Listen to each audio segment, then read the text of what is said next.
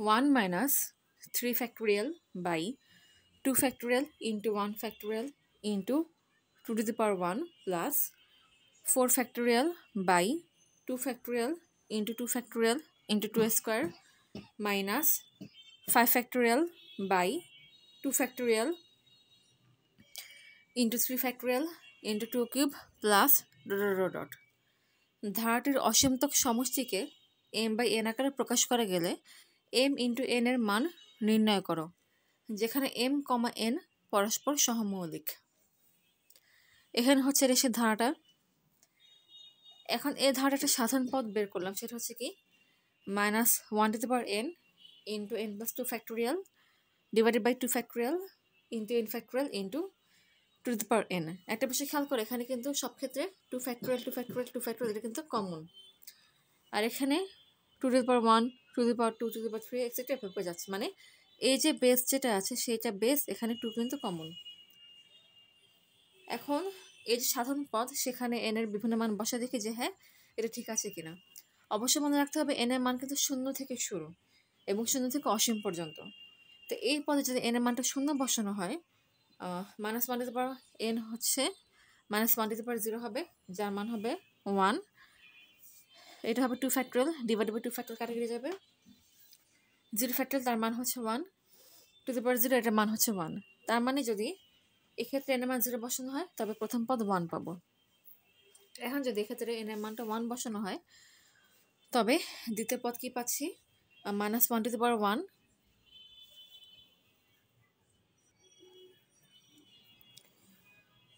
minus 1 to the power 1 into 1 plus 2 factorial divided by 2 factorial into 1 factorial into 2 to the power 1। So এক্ষেত্রে পাই হচ্ছে minus 1 into 1 plus 2 হচ্ছে 3 factorial divided by 2 factorial into 2 to the power 1 into 1 factorial। কিংবা এটাকে এভাবে লিখতে পারি minus 3 factorial divided by 2 factorial into 1 factorial into 2 to the power 1 এবং দ্বিতীয় পদে পেলাম। একইভাবে যদি এই ক্ষেত্রে এই সাধারণ পদের মধ্যে n এর মান যদি 2 বসাই তাহলে কিন্তু তৃতীয় পদ পাবো, যেটা এখানে বিস্তারিত করে দেখেছি। আবার যদি এই সাধারণ পদে n এর মান যদি কত বসাই 3 বসাই তাহলে কিন্তু চতুর্থ পদ পাচ্ছি, এই যে চতুর্থ পদটা পাচ্ছি। তার মানে এভাবে কিন্তু বাকি সকল পদ পাবো। অবশ্যই কিন্তু মনে রাখতে হবে n এর মানটাকে 0 দিয়ে শুরু, n এর মানটা হচ্ছে কি 0 দিয়ে শুরু। এখন যে সাধারণ পদ সেটাকে কি করব একটু বিস্তার করব, মানে ভাঙবো। এই যে এটা হচ্ছে সাধারণ পদ। এখন সাধারণ পদ নিয়ে কাজ করি minus 1 to the power n n plus 2 ফ্যাক্টোরিয়ালকে একটু ভাঙি, লিখতে পারি n plus 2 into n plus 1 into n factorial divided by 2 factorial into n factorial into 2 to the power n। এক্ষেত্রে n ফ্যাক্টোরিয়াল কাটাকাটি যায়, তার মানে এই আকারটা আসে এবং এ থেকে গুণ করে দিই, গুণ করার পর এরকম একটা ফর্মে আসে। আর 2 ফ্যাক্টোরিয়াল এটার মান হচ্ছে 2, বেস হচ্ছে 2, গুণাকার আছে, তার মানে পাওয়ার কী হবে যোগ হবে। সো উপরে হবে minus 1 to the power n into n square plus 2n plus 2 divide by 2 to the power n plus 1। এর জাস্ট এখন কী করলাম আলাদা করে দিলাম, 3টা আলাদা পার্ট করলাম, কারণ উপরে 3টা পার্ট ছিল 3টা আলাদা টার্ম করে দিলাম। এখন এই 3টে টার্ম নিয়ে কাজ করব। একটু বলে রাখি এই প্রবলেমটা সলভ করতে কিন্তু ক্যালকুলাস ইউজ করব। আচ্ছা, আগের টার্ম থেকে এরকম একটা ফর্ম পাই, এখানে কিন্তু ছিল two the power n plus 1, so এটাকে এভাবে লিখতে পারি two the power n into 2। So এই 2 কাটাকাটি যায়, তো আলটিমেটলি এরকম একটা রাশি পাই আমরা। সো এখন মাইনাস 1কে সবার সাথে গুণ করে দিচ্ছি, তার মানে পাবো minus 1 to the power n into n square by 2 to the power n plus 1 plus minus 1 to the power n into 3 into n divided by 2 to the power n plus 1 plus minus 1 to the power n into 1 by 2 to the power n। এখানে কিন্তু 3টে term পেলাম, 3টে term. তো যে প্রথম term এটাকে s1 ধরলাম। অবশ্যই এখানে মনে রাখতে হবে যে n এর মান 0 থেকে শুরু করে অসীম পর্যন্ত, এটা কিন্তু মনে রাখতে হবে।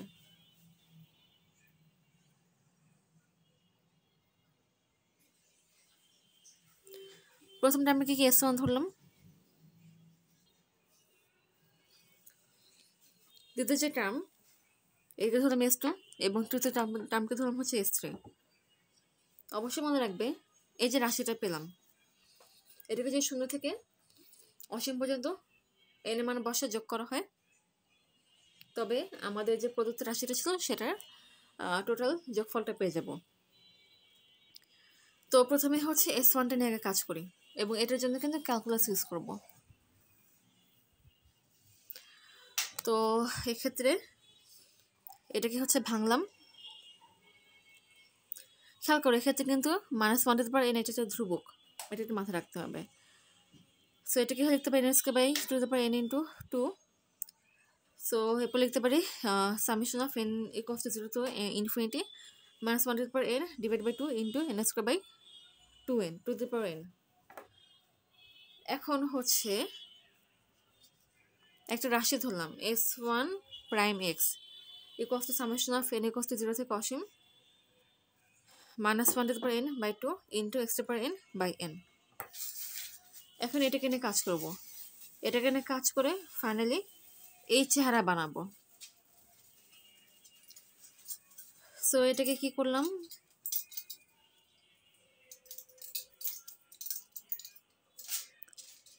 এভাবে করে এটা ফর্মে নিয়ে আসলাম। খেয়াল করে এখানে হাফটা কি ছিল, হাফটা কিন্তু ধ্রুবক ছিল, যেন হাফটাকে সামনে নিলাম। এখন এক্ষেত্রে -1n ইন্টু x⁴n যদি দুইজনকে গুণ করে দেই তবে লিখতে পারবো -x⁴n। এক্ষেত্রে কিন্তু পাওয়ার দুজনের সেম ছিল এবং গুণাকারে ছিল, এই জন্য -1 into x করতে পেরেছি। সো পরবর্তীতে তারা এরকম একটা চেহারা ফর্ম করে। এখন এর মান কিন্তু 0 থেকে অসীম।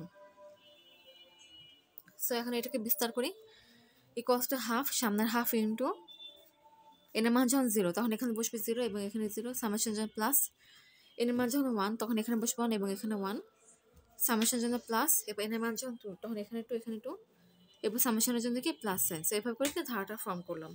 তো খেয়াল করো এটা কিন্তু এই যে এটা কিন্তু এটা ছিল এই যে s1 প্রাইম x এবং এটাকে ক্যালকুলেট করে ফাইনালি এটা পেলাম। তার মানে এটাই হচ্ছে s1 প্রাইম x। সো এখন এই যে ধারাটা আছে এই ধারাটা কি সমষ্টি বের করব, মানে একটা গুণোত্তর ধারা অসন্তক সমষ্টির সূত্র ইউজ করে এই ধারাটা মানে সমষ্টি বের করে কি পেলাম, s1 prime x equals two হচ্ছে 1/2 প্লাস x। খেয়াল করো s1 প্রাইম x ছিল এটা,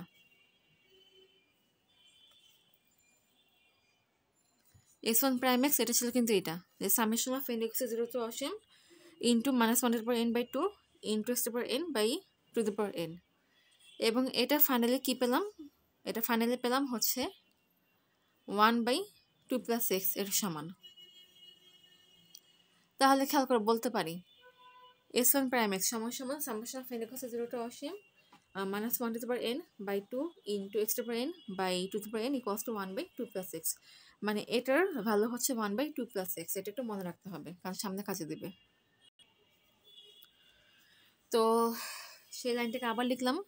এখন এদের দুই পক্ষকে ডিফারেন্সিয়েট করব, এদের দুই পক্ষকে কি করব, ডিফারেন্সিয়েট করব, মানে এটাকে করব তাহলে এটাকে করতে হবে। তো দুজনকে ডিফারেন্সিয়েট করলাম এবং এটাকে ডিফারেন্সিয়েট করে কী পাবো খেয়াল করো, এখানে -1n বাই 2 ইন্টু 2n এটা কিন্তু ধ্রুবক, তার মানে শুধু x⁴nটা কীভাবে ডিফারেন্সিয়েট হবে। তারপরে এটাকে নর্মালি ডিফারেন্সিয়েটার রুলস অনুযায়ী ডিফারেন্সিয়েট করলাম। তো এদের ক্যালকুলেশন করতে করতে করতে ফাইনালি এটা পেলাম যে এই যে summation of n x 0 to অসীম -1n into n into x⁴n by 2n+1 equals to -x divided by 2 plus x whole square. Just এটাকে নর্মালি ক্যালকুলেট করলাম। তোমরা যদি বিস্তারিত লেখাটা দেখো তাহলে আই থিঙ্ক বুঝতে পারবে। অবশ্যই হাতে কলমে করতে হবে, অঙ্কটা আসলে অনেক বড়, এই জন্য আগে থেকে করে তারপর তোমাদেরকে আমি জাস্ট ব্রিফ দিচ্ছি। যদি হাতে কলমে করতে চাই আমি এখন, তাহলে এই অঙ্কটা অ্যাটলিস্ট 1 ঘন্টা সময় লাগবে শেষ করতে। আচ্ছা, এখন ফাইনালি যেটা পেলাম এই যে এটা সমান সমান এটা, এই দুটোকে আবার ডিফারেন্সিয়েট করবো, দুটোকে আবার কী করবো, ডিফারেন্সিয়েট করবো। তো নর্মালি ডিফারেন্সিয়েটের রুলস অনুযায়ী ডিফারেন্সিয়েট করছি। এখানে কিন্তু কোনটা ধ্রুবক সেটা অবশ্যই মনে রাখতে হবে।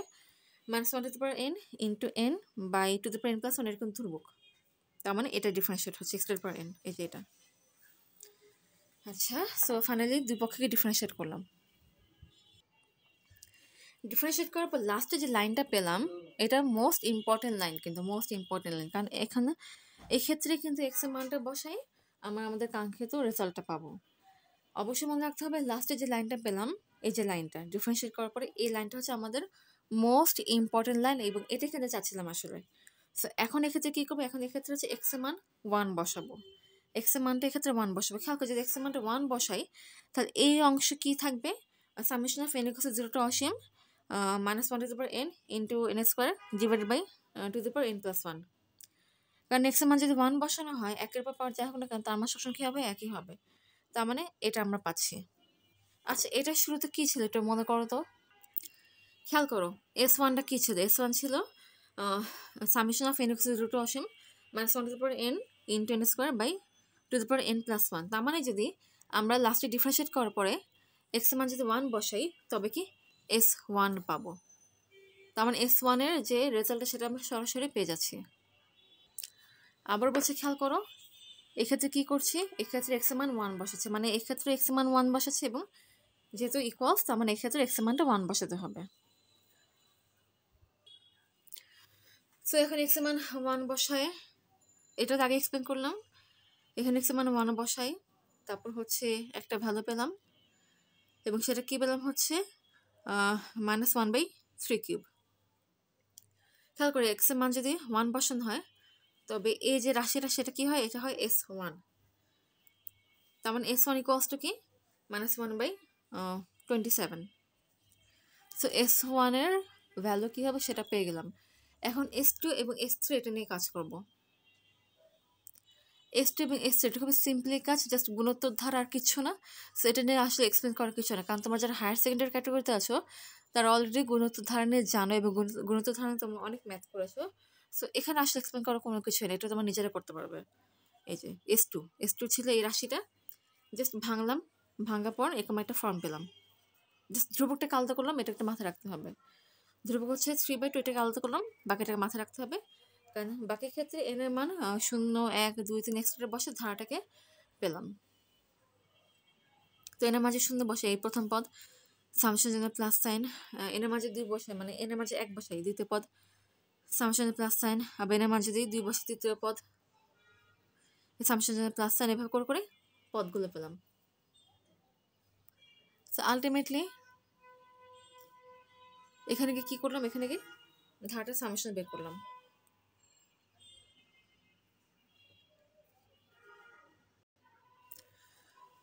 তো জাস্ট এটাকে হচ্ছে নর্মালি ক্যালকুলেট করলাম, আসলে এখানে বেশি কিছু এক্সপ্লেন করার কিছু নাই, এটা তোমরা দেখলে প্লাস হাতে কলমে প্র্যাকটিস করলে নিজের বুঝতে পারবে। তো ফাইনালি এখানে S2 এর একটা ভালো পেলাম, সেটা হচ্ছে কি S3 - 1। আচ্ছা, পরবর্তী দেখেন কী করবো, S3 এটা নিয়ে কাজ করবো। S3 নিয়ে এটা কাজ করা খুবই সিম্পল, কারণ S3 এটা ছিল এখানে সবচেয়ে সহজ কাজ। সো S3 এর একটা ভ্যালু পাবো, S3 এর ভ্যালু কী পেলাম সেটা হচ্ছে কি 2/3। থাকে S3 যদি 2/3 হয় তাহলে S2 কী হবে 2/3 - 1, এই যে 2/3 - 1। সো S2 এর একটা কী পেলাম, S2 এর একটা ভ্যালু পেয়ে গেলাম। এখন যদি সম্পূর্ণ ধারাটার রাশি মানে সম্পূর্ণ যে ধারাটা ছিল কিংবা যে রাশিটা ছিল সেটা যে সামেশন পেতে চাই তাহলে কী করতে হবে, S1 + S2 + S3 করবো। সো এদের সামেশন রেজাল্ট ফাইনালি কী পেলাম 8/27 পেলাম, মানে S1 + S2 + S3 এই যে তিনটা ধারা ছিল তাদের সমষ্টি মোট কী পেলাম 8/27। মানে আমাদের যে মূল ধারা ছিল সেটাকে তিনটা পার্ট করেছে, S1, S2, S3। সো আমি যদি এই তিনটা ধারাকে যোগ করি, মানে তিনটা পার্টকে যে যোগ করি তাহলে আমি মূল যে ধারাটা ছিল সেটা যোগফল পেয়ে যাবো, ব্যাস তাই করলাম। আলটিমেটলি এই রেজাল্টটা পেলাম এবং কোশ্চেনে বলেছে কি এদের যে সমস্যা সেটাকে M/N আকারে প্রকাশ করা যায়।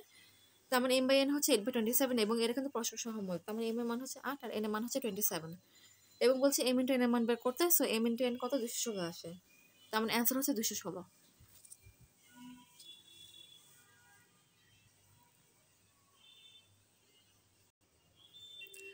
ম্যাথটা লেন্দি ছিল বাট কঠিন না, হোপফুলি তোমরা ম্যাথটা ভালো করে বুঝতে পেরেছো, হাতে কলমে প্র্যাকটিস করবে তাহলে ভালো মতো বুঝতে পারবে।